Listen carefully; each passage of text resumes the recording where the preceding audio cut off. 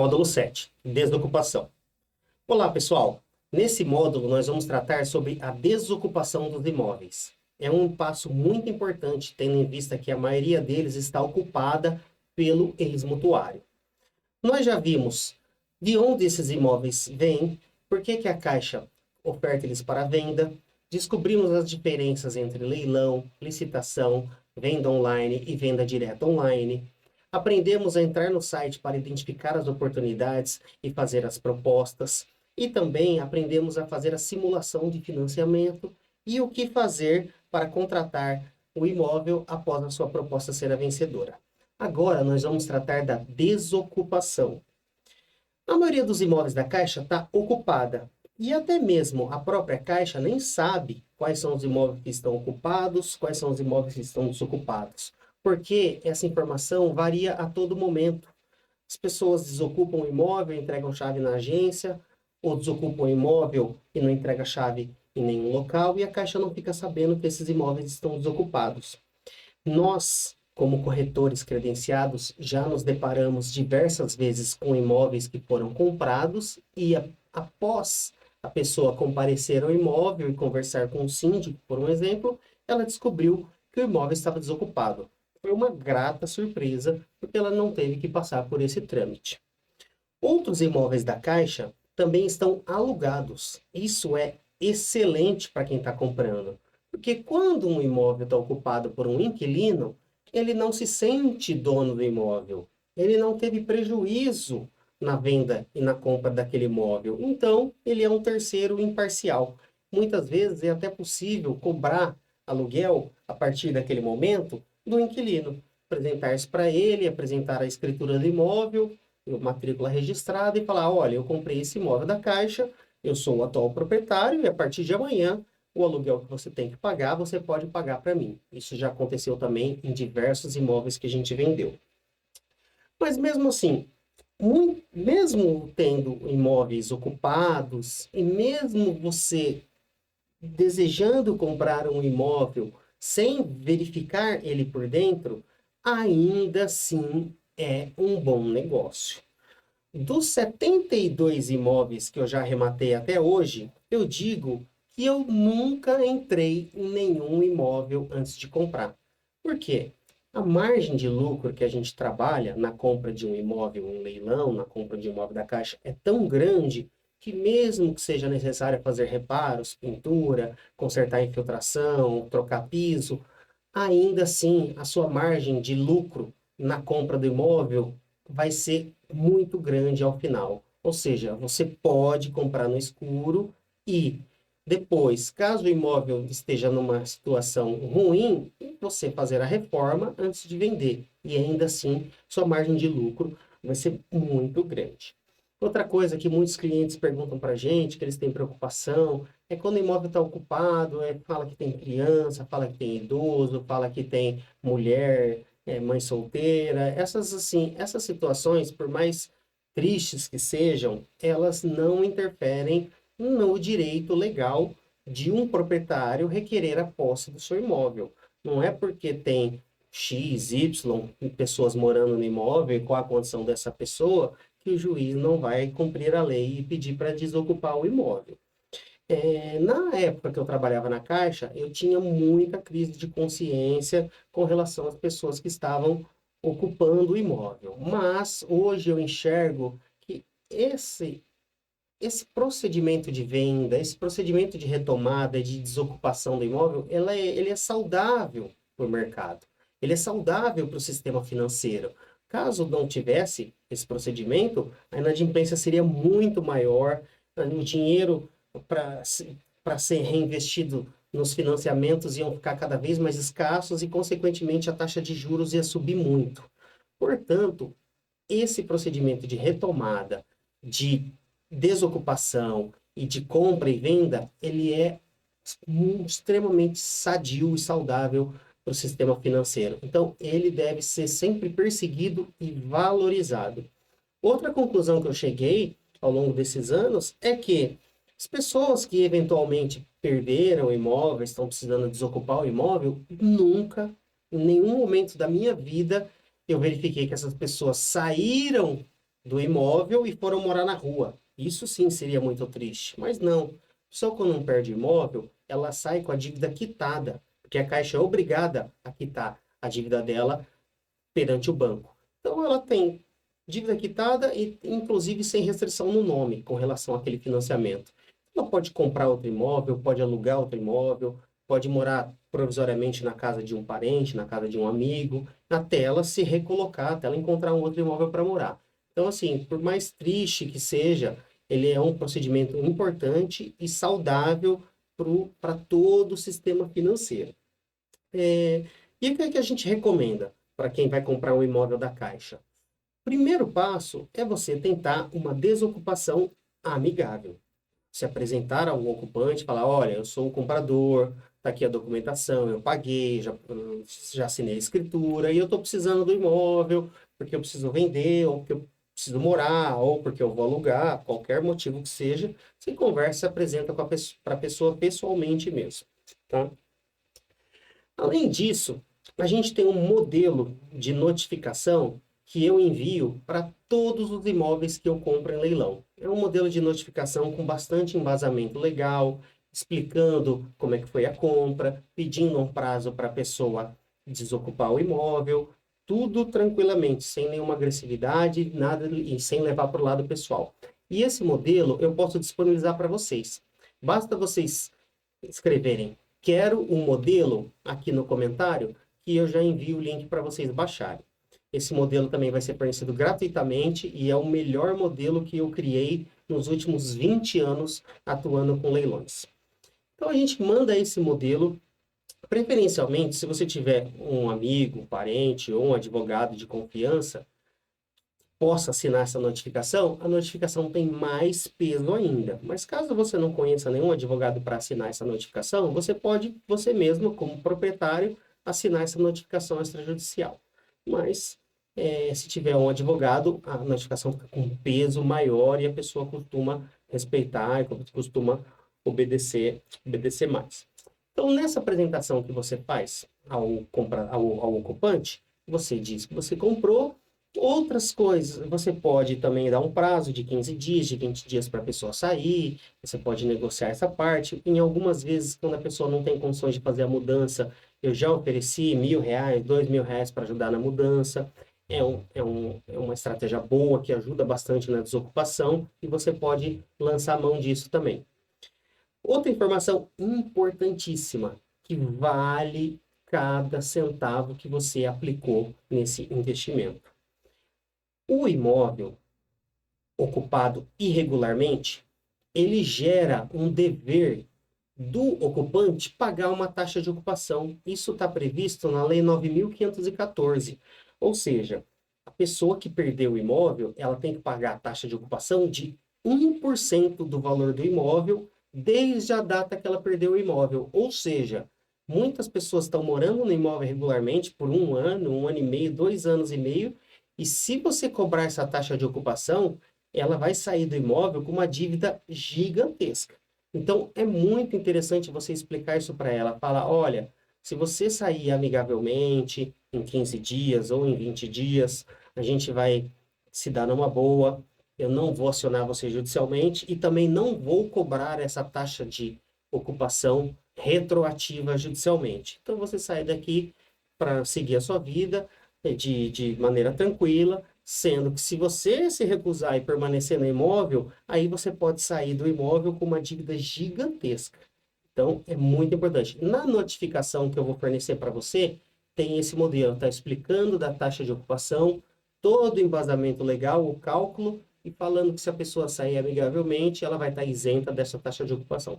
Se ela não sair amigavelmente, a gente vai cobrar essa taxa de ocupação.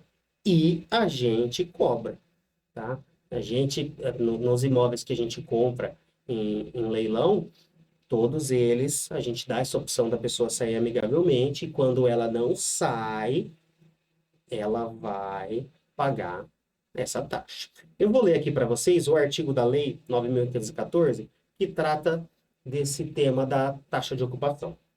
É o artigo 37A da Lei 9.514.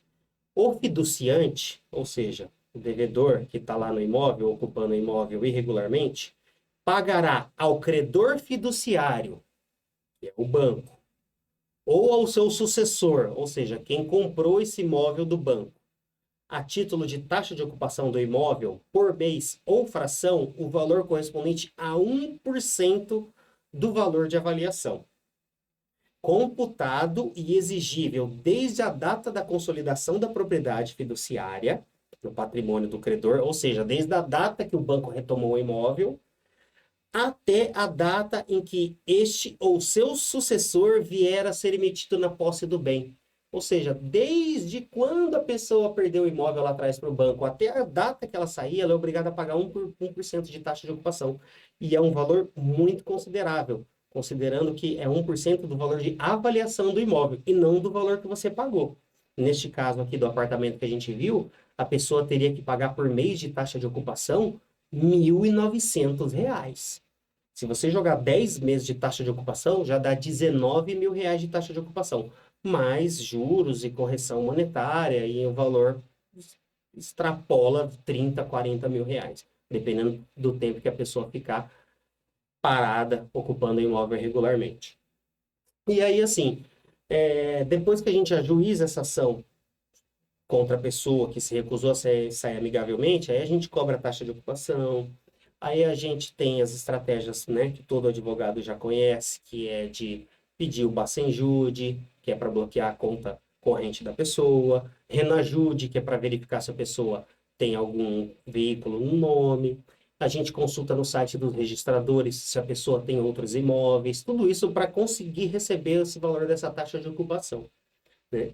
Outra coisa que eu faço nos processos que eu compro, que é muito legal e é uma dica para vocês aí que estão querendo comprar, eu entro no site do Tribunal de Justiça para ver se a pessoa tem outras ações judiciais.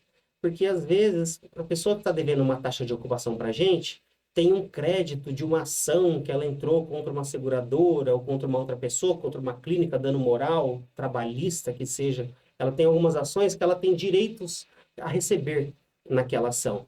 E a gente pode pedir a penhora no rosto daqueles processos. É uma forma muito legal de receber uma taxa de ocupação devida aí para vocês. Outra ação que eu faço, que é muito interessante também, é um retorno legal para quem está precisando receber taxa de ocupação, é a devolução do valor sobejado no leilão. Ou seja, lembra aquele exemplo que eu dei de um imóvel que valia 1 milhão, a dívida da pessoa era 100 mil e ele foi vendido no leilão por 500 mil? A Caixa tem direito de receber 100 mil para ela, que era o valor da dívida, e ela é obrigada a devolver 400 mil para o devedor.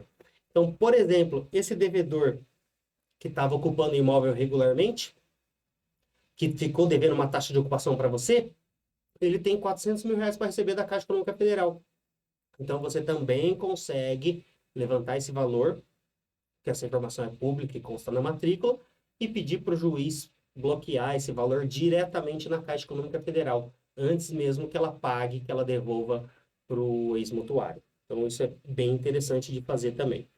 Outra coisa que eu recomendo que vocês façam é, às vezes a pessoa não tem conta bancária, não tem carro, não tem nenhum veículo, não tem nenhum imóvel, também não tem valor a ser devolvido pelo banco, mas ela pode ter herança, direito a uma herança. Caso os pais tenham falecido, todos os bens dos pais, eles formam um espólio que é transferido aos herdeiros. Então, nessas buscas eu faço também, eu verifico se o pai e a mãe desse devedor, se eles são vivos, se eles são mortos. Se eles são mortos, eu pesquiso se eles têm veículo ou se eles têm imóvel no nome, para pedir a penhora dessa herança que o devedor tem para receber. Então, é uma dica de ouro que já deu bastante resultado para a gente. Outra coisa, você cobrando essa taxa de ocupação, não achou nada nem dos pais do devedor, você pode pedir a suspensão do processo por 1 ano, tá? Ele vai ficar arquivado por 1 ano, e depois de 1 ano você volta a fazer essas pesquisas, tá? Isso porque, se o processo ficar parado por 3 anos, ele dá prescrição intercorrente, e ele pode ser extinto devido a essa prescrição intercorrente. Então, A gente sempre tem que estar movimentando esse processo uma vez por ano, ou uma vez a cada 2 anos, tá? E depois que passou esse 1 ano de arquivo, aí você pode pedir de novo registradores, né? A pesquisa no site dos registradores para ver se a pessoa tem imóvel. Você pode ver se ela tem algumas outras ações, que entrou com algumas outras ações, ou se algum pai ou alguma mãe faleceu, e indicar esses bens para penhora. Então é interessante você fazer isso a cada 1 ano, ok? Lembrando, nós temos aqui uma doutora que cuida de todas as nossas ações judiciais, tá? Ela é especialista na cobrança, na desocupação, nessa busca de bens, ela tem ajudado bastante aqui no nosso trabalho. E caso vocês tenham interesse, ela pode advogar no Brasil inteiro, porque ela tem, né, registro na OAB de São Paulo, mas ela tem certificado digital, pode atuar em qualquer comarca do Brasil. Eu vou passar o telefone dela para vocês entrarem em contato caso não tenha interesse. Chama doutora Noelle. O DDD é 14 e o telefone é 981325279. Indico muito ela para esses serviços de desocupação, tá? E nesses casos, para você ter uma ideia, a gente tem um processo de 2013, que faz mais de 22 anos que a gente estava cobrando a pessoa, eu não encontrava nada, eu arquivava e desarquivava, e aí, por fim das contas, mês retrasado, a gente conseguiu descobrir que ela comprou um carro e uma moto, a gente conseguiu a penhora desse carro e dessa moto, mandamos para leilão, recebemos R$ 10.000, e ainda depois pedimos bloqueio da conta dela, e ela compareceu até a gente para fazer acordo. Ou seja, a gente recebeu R$ 10.000 depois de 12 anos, então eu falei errado, depois de 12 anos a gente recebeu o R$ 10.000 referente à venda da moto e do carro, e também já fizemos um acordo para ela pagar parcelado mais R$ 35.000. Então, são R$ 45.000 de uma operação que a gente fez 12 anos atrás e começou a entrar para a gente agora. Então, é muito interessante. Outro imóvel também que a gente comprou em Colombo, na época, mesma coisa. Eu entrei em contato com o ocupante, pedi para ela desocupar amigavelmente. Ela disse que desocuparia, mas aí passou 1 mês, 2 meses, ela descumpriu o combinado, eu tive que entrar com uma ação judicial contra ela. Nessa ação judicial, a gente cobrou taxa de ocupação retroativa, relacionada a 2 anos, que ela já tinha perdido o imóvel, e deu R$ 37.000 na época de taxa de ocupação, e nós conseguimos bloquear 2 carros. Isso foi em 2017, faz 8 anos. Conseguimos bloquear 2 carros, né, penhoramos 2 carros, não conseguimos mandar para leilão porque a gente não tinha localizado o carro. Porém, ano passado, o advogado dela entrou em contato com o nosso advogado, falando que precisaria liberar essas penhoras, porque o carro tinha sido comercializado e tudo mais. E ela veio, efetuou o pagamento de R$ 37.000. A gente acordou em R$ 37.000 com ela, para liberar esses 2 carros, e recebemos R$ 37.000 depois de 8 anos de processo. Então, assim, é uma poupança. A compra e venda do imóvel vai te dar um lucro muito interessante. E também, daqui 5 anos, 10 anos, 11 anos, 20 anos, você vai ter um valor para receber de taxa de ocupação, que é outra estratégia legal para quem quer atuar nesse segmento. Certo? Nesse módulo, a gente tratou bastante sobre a desocupação.